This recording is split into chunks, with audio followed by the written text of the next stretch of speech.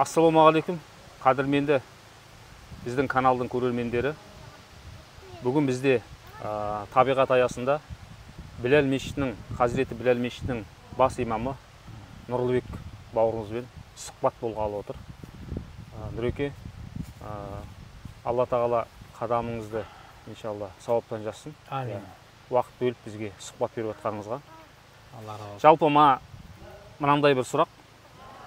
Осы әлемнің иесі, жаратушысы бар. Кейбір адамдар, көп адамдар әлемнің жаратушының иесін танымай жатады. Яғни, жаңа айтады ғой, кітаптың болуы жазушының барлығына дәлел дейді. Сол сияқты бар нәрсе арқылы жаратушыны қалай тануға болады, сол жөнінде айта кетсеңіз. Ондай мәселе бар, қай заманда да пайғамбарымыз саллаллаху заманда да болды. Құдайға сенбейтіндер келіп шіріген сүйекті кім қайтадан жаратады деп, қайта тірілуге сенбей жатыр ғой енді. Мына шіріген сүйекті кім қайтадан жаратады, қалай жаратады ол мына шіріген сүйекті деп сүйек ұстап келгенде де болды пайғамбарымыз саллаллаху алейхи ва саллям. Сонда пайғамбар саллаллаху алейхи ва саллям бұны Алла тағала айтып жатыр Құранда, Ясин сүресінде ғой. Сен оларға жауап бер дейді.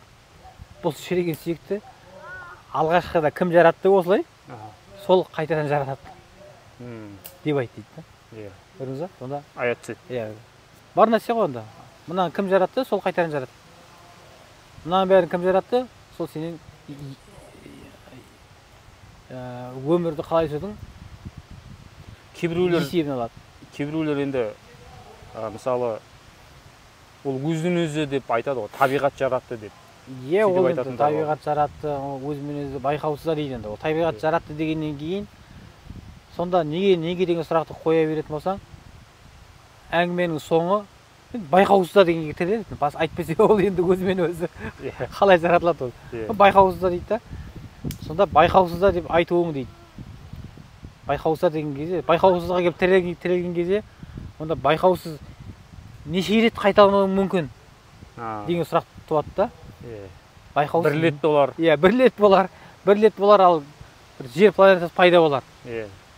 Екі рет болар, оны қыздыратын күн пайда болар. Үш рет болар, бетіндегі мұздар еріп, әлемді суалып кетер. Төрт рет болар, құрлықтар пайда болсын делік. Енді қашанғы байқаусызда бола береді ара қарай енді. Мысал келтіреді жаңа. Қалтаңда 100 штук 100 теңгелік болса дейді. Сосын бір қорапқа 100 штук 1000 теңгені салып жібердің. Сосын ішіне 1 штук 50 теңгелік салып жібердің. Жақсылап араластырдың бәрін. Қарамай тұрып алған кезде 50 теңгені алып қалу ықтималы қанша пайыз дейді. Қанша пайыз болуы мүмкін? 90%, немесе 10%. Енді бәрі 90% деп айтпайды. 10%, 5%, 2% дейді. Ал жақсы, алдың. Бұл байқаусыздан әлем ғалам жаратылды дедік осы байқаусыздан. Ғалам жаратылды, пайда болды. Ал жақсы. Тағы да араласып жібердің. Тағы да ал 50 теңгені. Ал бет, тағы да пайда болды да. Тағы да 50 теңгені шығарып алды. 100 штук 50 теңге, 100 теңгеліктің ішінен. Екінші байқаусызда пайда болды, ал ол мен жаңағы не пайда болсын? Күн жүйесі қалыптасын делік ал. Жаңа айтқандай, сол мысалымен. Үшінші рет, төртінші рет, ал су пайда болды, ал қосмекенділер пайда болды. Ал енді маймыл пайда болды, маймылдан адам пайда, оның бәрінде мысалы. Өзің ойлағандай, Дарвин айтқандай, байқаусызда дей беретін болсаң, ол ақылға симай қалады да, ешқандай логикаға симайтын нәрсе ғой. Мына сөзіңіз аузыңызда, мысалы, қазір мен медицина саласын зерттеп жатырмын да, мысалы, анатомия оқып жатырмыз, анатомия физиологиясын адамның. Сол кезде медиктердің өзі, мамандардың өзі айтады, мысалы, мына адамның денесінде қан айналымы бар ғой. Жүрекке келеді, қан айналады, кейін кетеді. Сол неге солай айналады, соның жауабы жоқ дейді. Оның, мысалы, сұрақ қояды. Жүрек дейді, жоқ дейді, жүрек емес дейді. Мысалы, клапандар дейді, айналдырып тұрған, жоқ дейді. ол қайтадан қанның жүрекке айналып келуі не нәрсе екендігін ғылым түсіндіре алмайды дейді. Медицина оны түсіндіре алмайды екен. Айтады жаңа анау дейді, мынау дейді. Ол жаңағы енді кейбір мамандықтар айтады, біз оқып жатқан аспекттер айтады, олар айтады, дене демалады, организм әрбіреу демалады, сор арқылы жаңа қан айналады деп. Ол енді дәлелсіз. Соның өзін мысалы қарапайым, жаңа айтып жатқандай, адамның денесіндегі қанның айналуының өзінің әлі несін таба алмай жатыр ғой. Мысалы, ол басқа затты айтпағанда. Бастауы қайдан шықты соның, иә? Бастау емес. Бұл бастау, ол да өз алдына бір сұрақ, бірақ қан жүректен кеткеннен кейін қайтадан жүрекке айналып келуін түсіндіре алмайды. Қалай келіп отыр? Қайтадан айналып келеді, қалай келеді дейді. Және неге оның бағыты солай айналады дейді, неге бұлай айналмайды дейді, мысалы. Неге олай айналу керек дейді, ол түсіндіре алмайды, мысалы. Сондай да. Бұны енді ғылым сөйтіп айтып жатыр, түсіндіре алмай жатыр. Енді бұл жерде бір жаратушының менде жаңа несі, әрине, барлығы, мысалы, мынандай сұрақ туы мүмкін да. Бір жаратушыға келіп, бар деп барлығымыз сенеміз, бірақ адамдарда біздің көрерменде сұрақ болуы мүмкін да. Оның ішінде енді діндер көп қой. Деген оған не айтар едіңіз? Мысалы, діндер енді көп қой, мысалы. Енді бір жаратушы деп христиандар да айтады, яһудилер де айтады ғой, тәңіршілер де айтады ғой, тағаналар да айтады ғой, мыналар да айтады ғой, деген сияқты. Енді оның ішінен енді қайсынікі дұрыс екен деген бір сұрақ туады ғой, ол жөнінде не айтуға болады? Енді оған біздің Құран, ол кезде Құранға үңілу керек болады. Себебі әлемдік дінді қазір ғылыми тұрғыда бөліп тастаған. Ол ешқандай несі жоқ, талас тартыс жоқ. Ұлттық діндер бар. Синтоизм деген секілді тек қана бір жапон ұлтына ғана тән. Иудаизм діні бар. Тек қана еврейлерге тән, өздері ғана. Басқа ұлт өкілдері боламайды. Иудаизм дініне кіре алмайды. Әлемдік діндер бар жаңағы. Буддизм, христиан, ислам деген әлемге таралып кеткен діндер. Осы діндердің ішінде енді тағы бір дінді бөлуі бар да, тағы бір бөлудің бір түрі бар. Ол ислам ғалымдарының бөлгені. Бірінші хақ дін, ол ислам діні.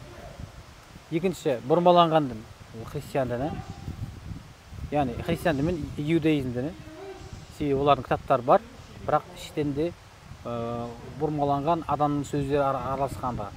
Сол үшін олар мұхараф дін дейді, бұрмаланған. Үшінші батыл дін дейді. Батыл дін деген сөз бір пайғамбары жоқ, кітабы жоқ. Буддизм мысалы. Будда деген адам тарихта болған тұлға, соның жақсы сөздерін, өсиеттерін адамдар жақсы көріп, кейін мемлекет оны пайдаланған халықты ұстап отыруға. Конфуцизмде дәл солай, Конфуций деген адам аты мысалы. Енді осы тұрғыда зерттеулер жүрген, әлемдік деңгейде бәріне жүрген. Енді мысалы христиан дінінде кітабы бар, Інжіл кітабы. 4 түрлі Інжіл. Енді не үшін 4 түрлі Інжіл деген сұрақ келеді да, қарапайым. Не үшін 4 түрлі Інжіл? Сол секілді не бар тағы да? Тауратта бар. Тауратта кітап Алладан келген, бірақ оның ол тілде сөйлейтін, сол Таурат түскен тіл қайда ол деген зерттеу бар да. Қараңыз, тіл жоқ, ол тіл жоқ міне. Ол тіл жоқ болса, тілі анау ма, мынау ма білмей жатқанда мысалы, ибрани тіл, сол тіл ма деп таба алмай жатқан кезде, оның кітабы қайдан табасың оны? Кітабы мүлдем жоқтың қасы дегенсіз ғой. Ал Құранға келетін болсақ, пайғамбарымыз саллаллаху алейхи заманында түскен Құран. Пайғамбарымыз қайтыс болғаннан кейін артынша орнына келген халифа Абу Бәкір радиаллаху анху Құранды жинақтайды ғой. Яғни жазылған, қарилар жазған, уақиды жазып жүрген сахабалар Құранды жинақтап бір мысалға келтіреді. Пайғамбарымыз көзі тірі кезінде неге жазылмады? Көзі тірі кезінде уақи түспеді ғой қайта-қайта. Ең соңғы сәтіне дейін уақи түсті, дүниеден өтті, артында қалған сахабалары, өзінің көзін көрген, сұхбатын естіген сахабалар жинап Құранды бір кітап қалпына келтіреді. Көрдіңіз ба? Енді сол кітап қалпына келтірген сол нұсқа кітаппен бүгінгі заманымыздағы Құран кітапты қараңыз. Түркияда басылғанын қараңыз, араб елдерінде басылғанда қараңыз, Пакистанда басылған, Европада басылған кітап, Қазақстанда басылған Құран қараңыз, ешқандай әріптерінде айырмашылық жоқ, аяттарында ешқандай айырмашылық жоқ. Яғни Құранға қарау керек. Құранға қарайсыз, басқа Құранмен бағалайсыз. Әр кітапты, әр дінді өзінің қасиетті кітабымен бағалайсыз. Және де Құранның өзі басқа бір адамдар айтып жүргендей тек ғибадат құлшылық емес, ғылым қанша технология дамыған сайын бір қателігі табылмай жатыр. Әрине. Уақыт өткен сайын сырлар ашылуда. Әрине. Бұл кітаптың адамның қолымен жазу мүмкін еместігін дәлелдейді, уақыт өте келе. Дұрыс айтасыз. Медицина демекші бір Дауны деген ауру бар ғой? Ауру емес, енді ерекше жаратылған дейді ғой. Ерекше қабілетті, ерекше адам дейді, мысалы, ерекше бала дейді, сондай. Сол бойынша бір атақты бір не болды жаңа, медицина саласындағы атақты дәрігер болды, маман болды, сонымен бар кездесіп бір баланың делосына апарған, мына история болезни алып, мүмкін жаңағы синдром Даун емес шығар, қателесіп кеткен шығар деп қарасам, қарады, баланы көрсетпей-ақ, бірден айтты, Дауны ғой ол дейді. Сосын Америкада болғанын айтты, таңғалысын айтты, таңғалған. Америкаға барсам дейді, осындай синдром Дауны балдарға арналған не бар екен дейді, орталық бар екен дейді. Көбісі соған береді екен балдарын. Себебі дамыту керек оны баланы. Дамытып қабілетін шығару керек екен. Енді айтады, Құдайдың құдіреті дейді. Қара нәсілділер бар ғой, қара нәсілді халықтың баласы да, кәріс халқының баласы да, моңғол тептес халықтың балалары, европей тептес сары халық, сарытсыз халық бар ғой, олардың баласы да, қызыл терілі адамдардың баласы, Дауны болған ғой. Сол Дауныларды, Америкада көп халық қой енді, бір белгілі бір ұлт жоқ қой. Көп халықтың балалары жиналған кезде бәрінің түрі бірдей дейді. Бәрінің түрі сол бірдей, көк көз, сұлбалары Даун екенін бәрінің бірдей болып дейді. Қараңызшы, әртүрлі халық, әртүрлі жерден, әртүрлі ұлттың өкілі, бірақ одан бәрінен туған бала синдром Даун бірдей болып тұр ғой. Ерекшелігі осында дейді. Ол аурудың ба? Ол аурудың ерекшелігі сонда. Бұл ауру не дейді? Құдайдың бар екенін көрсетіп тұр дейді. Құдайдың бір екенін көрсетіп тұр дейді. Адам тарап тұрған көрсетіп тұр, адамның барлығы. Көрдіңіз ба? Ешқандай, егер маймылдан пайда болған болса, әр құрлықтағы маймылдардан бөлек-бөлек адамдар пайда болып қой. Солай ғой. Австралиядағы маймылдан бөлек құрлық пайда болып. Бөлек құрлық қой, бөлек маймылдар пайда болу керек одан. Бөлек адамдар пайда болу керек одан. Ал енді мынау болса қарасаңыз, бір адамнан, бір хауанадан адамның тарап тұрғанын көрсетіп тұр дейді. Көрдіңіз ба? Дұрыс, рахмет негізге.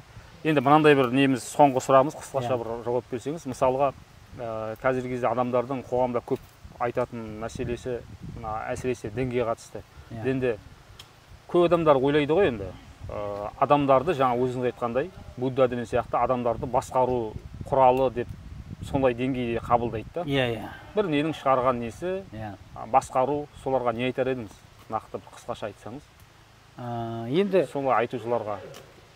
Исламда солай қабылдайды дейтін бар ғой, ол келісетін нәрсе емес, себебі тарихта қаншама ғалымдарымыз болды, тарихта өткен. Ешқандай саясатқа бағынбастан Құранның ақиқатын айтып жүрген болды ғой. Мысалы, сахабалардың заманында көрінді ол, мысалы. Сахабалардың заманында көрінді, одан кейін табиғаттың заманында көрінді. Олар осылай мына мысалы сахаба Муавия халифа болып тұрды, радиаллаху анху. Халифа ислам әлемін басқарып тұр. Сонда Хузайфа ибн Яман деген сахаба келеді. Өте батыл.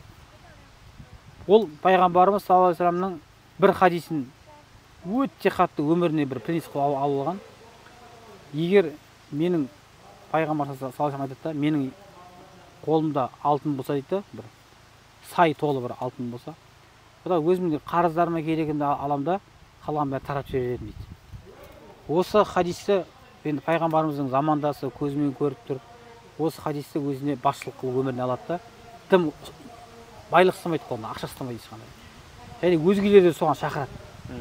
Халифа Муавияның уақытында ол барады да айтады халифаға, қолындағы байлық тастап, не істейсің? Байлық ұстап, таратып жібер, ұстамай ешқандай.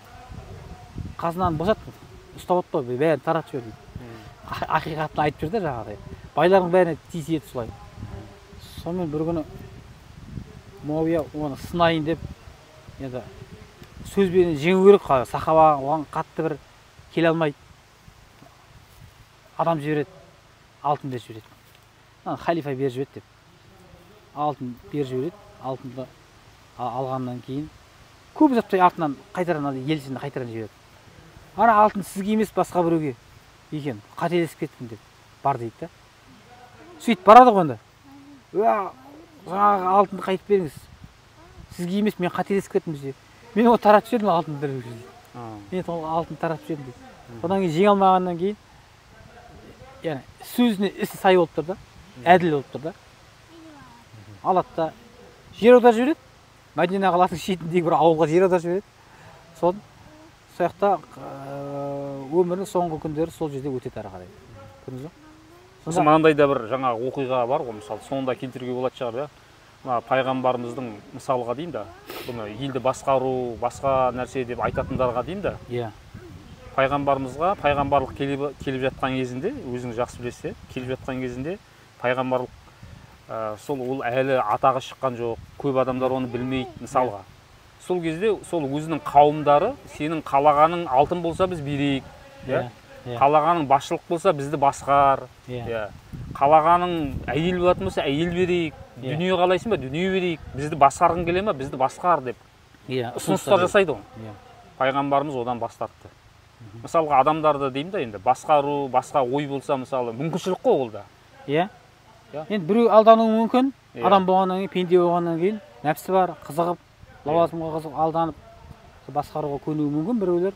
Негізі ниеті сол болса деймін. Ниеті сол болса солай. Бірақ ешқашан, ешбір ғасырда ақиқатты айтып тұратын адамдар үзілген емес ислам дінінде. Әртүрлі тұлғалар үзілген емес. Мысалы, Сұлтан Бейбарыс айтамыз, мысалы, батыр, үлкен еңбегі сіңген, ислам әлеміне еңбегі сіңген, мысалы. Сол кісіні де басқарып орнына қойып тұратын имамдар болған, ғалымдар болған. Мысалы, Риаду Солихин деген кітапты көпшілігін білеміз. Соның авторы кім болады жаңағы? Имам Науи болады.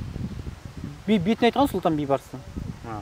Сен соғысқа деп ақша жинап жатсың, бәріне қаржы жинап жатсың. Сен деген бұл далаға құл болып келдің ғой, сен білесің ба дейді.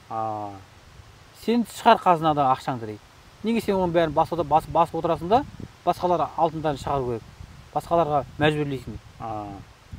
Сен құл болып келдің ғой мұнда дейді мысалы. Көрдіңіз бе? Имам Науи де осылай бетке қайтып орнына қойып отырған, Сұлтан Бейбарысты орнына қойып отырған ғой осылай. Онда бірақ жер аударып жібереді Имам Науи де. Кейін бірақ ғалымдар, елдің ғалымдары, сен дұрыс істемедің, қате істедің, мына біздің мәселелерді шешу үшін қазилық мәселелер бар, әртүрлі қысылтаяң мәселелер бар, жаңағы шешімі қиын мәселелер, оның бәрін шешу үшін ғалым керек, сен басың істей ме? Ғалымды алдыр қайтаран деп, қайтаран ғалымдардың көтерілуімен қайтаран алдырады. Имам Науиді көрдіңіз ба? Сол секілді бұл ғасырда ешқашан қалған емес, айтылады. Себебі ислам діні ол ақиреттік дін да, ол бұрмаланып, жоғалып, ізім қайым жаңағы мағынасы жоғалып кететін дін емес ол. Ақиретті де дүниеңді қамтиды дейсің. Әрине, ақиретті дүниеңді қамтиды. Сол өйткені жаңағы кейбір адамдарда тағы да түсінік бар ғой. Бұл имамдар болсын, ұстаздар тек өлім, өлу, тек ертең өлесің, бүйтіп бұғып отыра бер, ғылым немен айналыспа деген деп түсінетіндер де бар ғой, мысалы. Ислам олай емес қой, мысалы. Әрине, әрине. Тек қана жаңағы ақиреттік не деп қарайтындар, құлшылықпен шешектеп қоятындар бар енді, әрине. Бірақ қарап отырсаңыз, біздің ислам әлемінде ғылым, білімнің барлығы Кордоба халифаты арқылы Еуропаға кірген ғой. Кордоба халифаты қазір Испания. Испания қазір ислам мемлекеті болған. Кордоба Умайядтар халифаты болып аталған. Үлкен халифат. Сол жерден математика, физика, химия деген ілімнің бәрі Еуропаға сол жерден тарайды. Ары қарай енді пендешілік қой, айттық қой мана. Пендешілік, адамдар басқа нәрсемен айналысып кетті, өзі араларында талас болды, билікке талас болды. Сөйтіп тұрақтап қалған кезде олар Европа алды да осы ілімді игерді өздеріне қарай. Өздерін жинақтады.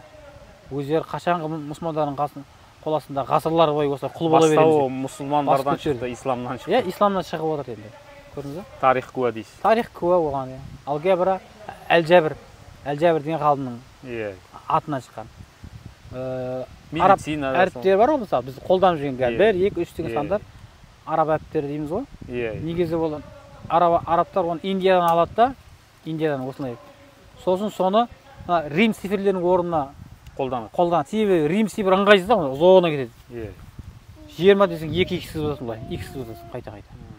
Сосын ыңғайсыз, x былай x-тер сіз боласың жаңағы, Рим цифрлары. Көп уақыт жер алып кетеді да, сол үшін оның орнын қысқарту үшін іздеді. Араб Индиядан сол әріптерді алды да, арабтар соны енгізді ғылымға. Енді 0 жоқ еді ғой. Мұхаммед Хоразми деген ғалым 0 деп ойлап шығарады. 1-ді қоясың, 0-ды қойсаң 10 болады. 2-ні қоясың, 0-ды қойсаң 20 болады деген секілді. Мұхаммед Хорезмдік ғалым 0 санын ойлап шығарады. Сонымен ары қарай бұл сандар ғылымда қолданысқа енді дейсіз. Енеді кәдімгі. Жақсы, Нұреке, уақыт бөліп сұхбат беріп отқаныңызға рахмет. Алла қаласа алдағы уақытта тағы да жалғастырамыз бұл тақырыптарды. Үлкен терең мәселе. Алла қаласа, иә. Алла қаласа. Көңіл бөліп, жаңа бізге уақыт бөліп, уақытыңызды қиып отқаныңызға рахмет. Сіздерге де рахмет.